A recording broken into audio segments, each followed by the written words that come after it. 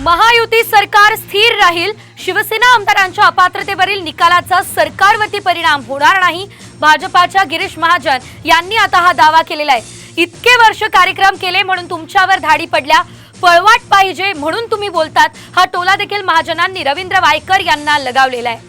तर एकीकडे रवींद्र वायकर यांच्यावरती कारवाई सुरू आहे, तर दुसरीकडे या संपूर्ण प्रकरणासंदर्भात गिरीश महाजन यांची महत्त्वाची प्रतिक्रिया समोर आलेली आहे।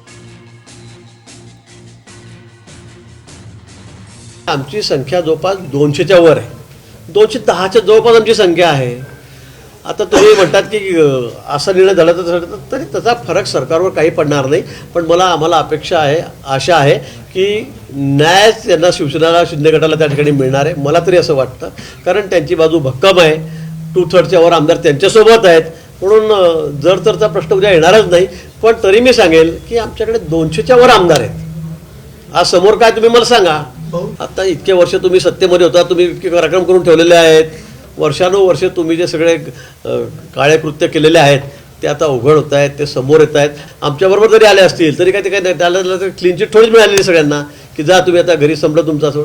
आता न्यायालय त्यांचं काम करतं, ईडी त्यांचं काम करतं आहे, ते त्यांचं म्हणणं मांडतायत। मला वाटतं की असं कुठेही कोणाला पाठीशी आम्ही सरकार आमचं घालत नाही किंवा भारतीय जनता पक्ष घालत नाही। हे उगाच समोरच्या लोकांना एक पळवाट पाहिजे म्हणून असे काहीतरी मग आरोप ते करत असतात।